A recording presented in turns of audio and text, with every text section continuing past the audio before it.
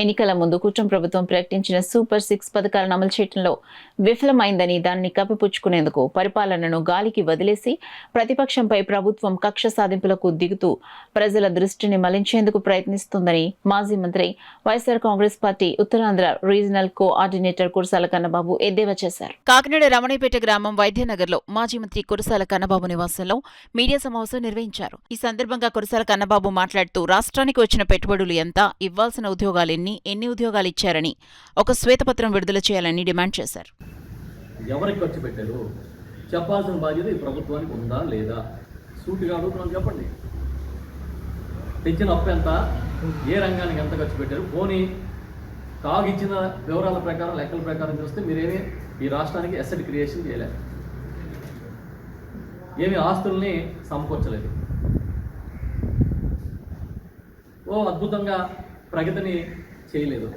పోనీ ఏదైనా సూపర్ 6 అమలు చేసాం, ఆ డబ్బులన్నీ తీసుకొచ్చి అకౌంట్లో వేసేయమంటే అది కూడా లేదు. మరి ఎక్కడ తీసుకెళ్ళలేదు డబ్బు అంతా? ఏం చేశారు, ఎలా ఖర్చు పెట్టారని మేము అడుగుతున్నాం, సూటిగా చెప్పని అడుగుతున్నాం. మీకు దమ్ము ధైర్యం ఉంటే మీరు తెచ్చిన అప్పుల మీద, మీరు చేస్తున్న ఖర్చుల మీద, ఈ రాష్ట్ర ఆర్థిక పరిస్థితి మీద ఒక శ్వేతపత్రాన్ని విడుదల చేయండి. ఈ రాష్ట్ర ఆర్థిక పరిస్థితి మీద శ్వేతపత్రాన్ని విడుదల చేయమని అడుగుతున్నాం. ఎందుకంటే రెవెన్యూ లోట్లో, ద్రవ్య లోట్లో దేశంలోనే ఈ రాష్ట్రాన్ని మొదటి స్థానంలో నిలబెట్టారని చెప్పి కాగు లెక్కలు చెప్పారు. ఫిస్కల్ డెఫిసిట్, రెవెన్యూ డెఫిసిట్ అన్నింటిలోనే నెంబర్ 1. ఇది చంద్రబాబు నాయుడు గారు మళ్ళీ విజనరీ అంటారు.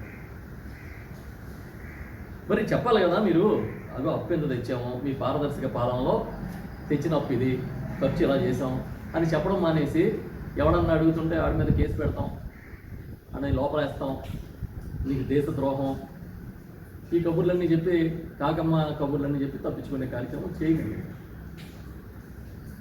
ఇప్పుడు మాకు కావాల్సింది నిజాలు కావాలి ఈ రాష్ట్రానికి.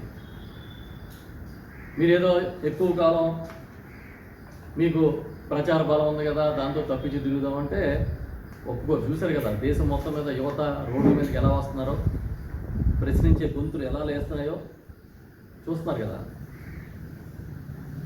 ఇవాళ ఈ దేశంలో ఒక మెసేజ్ వస్తూ ఉంది, మీ ఇష్టానుసారం మీరు చేస్తానంటే ఒప్పుకోమని ప్రశ్నించే గొంతులు లేస్తున్నాయి. మీరు ఏదో సోషల్ మీడియా కేసులు, ఆ కేసులను పెట్టి తప్పి ప్రజల్ని, కొంతమందిని వాళ్ళ గొంతు నొక్కొచ్చు, కానీ శాశ్వతంగా మీరేమి వాళ్ళని గొంతులు పట్టి ఆపలేరనేది ఈ సందర్భంగా చెప్తున్నాం. ఇప్పుడే ఈ లెక్కలన్నీ చూస్తుంటే ద్రవ్య లోటులో దేశంలోనే మనం అగ్రస్థానం. 2024-25లో ఆంధ్రప్రదేశ్ -5.09% ద్రవ్య లోటు. ఇది దేశంలో మొదటి స్థానం. కనీసం జార్ఖండ్ లాంటి రాష్ట్రాలు కూడా, వెనుకబడిన రాష్ట్రాలు, ఈశాన్య రాష్ట్రాలతో పోల్చుకున్నా కూడా మన ఆంధ్రప్రదేశ్ని అధోగతి పాలు చేస్తారనేది ఇదే ఉదాహరణ. రెవెన్యూ లోటు ఏకంగా 60,285 కోట్లు చేరింది. దేశంలో ఇంత భారీ రెవెన్యూ లోటు ఏ రాష్ట్రానికి లేదు. అప్పులు తెచ్చిన దాంట్లో 2024-25 చూస్తే మూలధన వ్యయాన్ని వెచ్చించింది కేవలం 27% మాత్రమే. అప్పులు చేసి ఆస్తులు కానీ సృష్టిస్తే భవిష్యత్ తరాలకి ప్రయోజనం. మరి మీరు తెచ్చిన అప్పు అటు సంక్షేమానికి ఖర్చు పెట్టకుండా, ఇటు అసెట్స్ క్రియేషన్ లేకుండా మరి ఎవరి జేబులోకి వెళ్తుందని అడుగుతున్నాం మేము. ఓకే, ద్రవ్య లోటు విషయం చెప్పా. ఇంకా మరోవైపు చూసుకుంటే ఎఫ్ఆర్ఎంబి నిబంధనల్ని ఎక్కడా కూడా పాటించట్లేదు.